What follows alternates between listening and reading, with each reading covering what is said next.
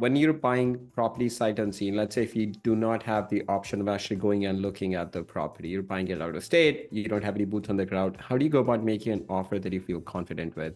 That's a So great just to question. just to be clear, in your market, every single property, you make an offer, you underwrite in your market, then you actually go look at it, or someone on your team goes and looks at it, correct?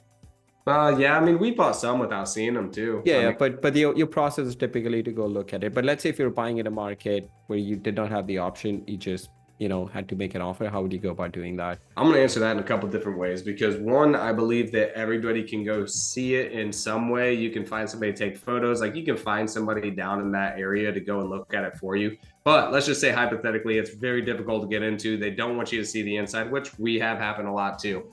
And it's a new market and you don't know, which I'm in now too, because Taras and I, like I said, we're starting a business down here in Port St. Lucie, Florida.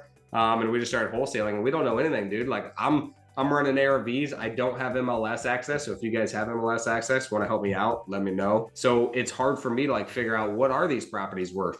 So what I would say is make sure that you go based on what you can find, obviously, like as much information as you can get.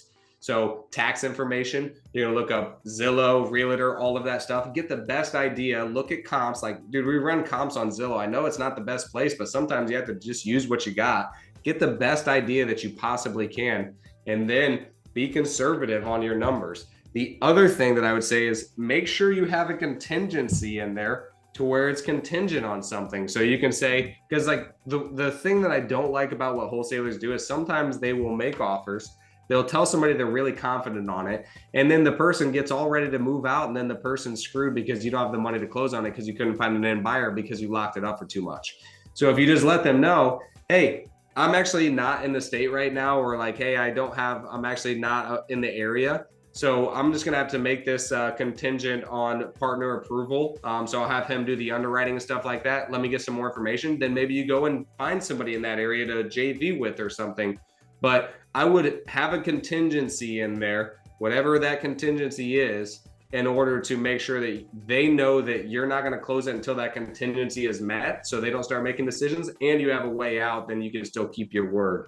So the way that I usually do that too is by negotiating. I give them a price that's so low that if they say yes, I'm going to find a way to make it work no matter what. Most of the time, they're just going to say no to that. So then they're going to ask you to counter. And then what you can say is, okay, man, that's a really big stretch for me. Honestly, it seems kind of like a risk. If I go up to that, would you be willing to give me 2 weeks in order to have my partner underwrite this? Most of the time at that point, now they're going to say yes, because they're asking you to do more and you're telling them how conservative you are. And so you're asking for something else. It's a thing that we do as humans, is like reciprocation. And it's very normal. And so most of the time they're like, yeah, as long as you give me the price, I'm cool with that. Now you have a way out. So that's usually when I throw it in there. I throw in a crazy low ball that no matter what, I'm going to find a way to wholesale this thing and move it. If they say no and they give me a counter, then I ask for the contingency there to make sure that I'm protecting myself. Would you consider, if you're in a new market, maybe like co-wholesaling, like find out another buyer in your market and say, hey, I'm going to lock this deal up. Do you want to partner up on it? Or other investors have heard this, like have an agent go out and look at the property and pay them like $100 or something? 100%. Yeah, that's a great way to do it too. Agents. Main thing is make sure you have it under contract, because I hear a lot of people getting deals snaked from them, Yeah, especially when you're outside of the market. So just make sure you got a contract. absolutely.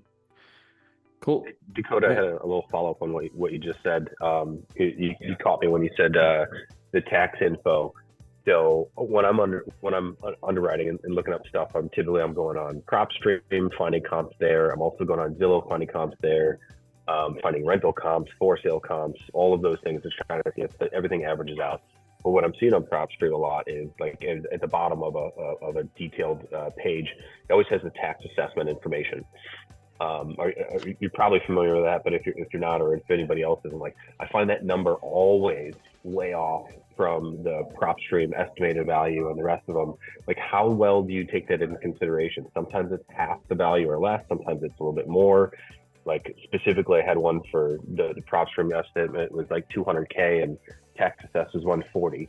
Another property is like 140, but tax assessed is 74. So that one was exactly 50% about. So how do you take that into consideration of your offer? Well, knowing that, So let's just say that's the only information that we have, right? I couldn't find any comps. I don't know what it's worth. Or I just look at the tax assess. If I use that as my ARV and I work the numbers from there, I know I'm going to get a good deal. You know what I mean? Hypothetically, I should be, right? So that's how I kind of look at it. And I also look at it like maybe that's the only number that they've ever seen. And you could start off with that. Hey, looks like your tax assess is right around here. You know, and just say something like that. Like your tax assessor is around here, and then you said it needs some repairs. I mean, it looks like other investors, and you could use that as a anchor number and then subtract out any repairs that they said. So I like to use that number to my advantage on either worst case ARV or like the only number that they might even be thinking of whenever they see it, because a lot of people bring it up.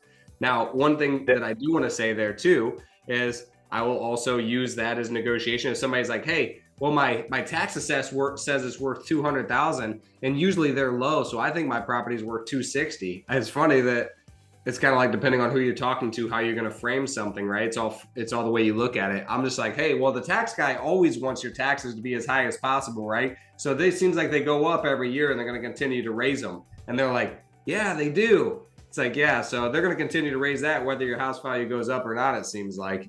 And so I just kind of like reframe it in their mind to where now they're devaluing that as a authority. And sometimes I use that as an authority, depending on which leverage works out best for our situation, I guess, if that makes sense. Cool. No, that does help. But you wouldn't consider, for your purpose, you wouldn't consider a tax assessment as ARV, right? That's more of like an as-is condition, if at best. Yes. So like I said, if I had no other information, I know worst case scenario that it's going to be worth more than that. So if I wanted worst case, then I would use that number, and then I would know that it would be completely safe. And Derek, okay, cool. One other thing I would do is like check the local area. Like for us, I buy properties in Northwest Indiana, so they update their tax values every year, and it's pretty close to the market value, maybe like 10-15% off. But I live in California, they don't update it every year. I think it's based on like whatever I paid for the property, that's my tax assessed value will be that until when I sell the property. So just keep that in mind. I would look into the local area, how they come up with the tax assessed value. Sometimes it's based on whatever the owner paid for it, or when they bought it, what the value of the property was at that point.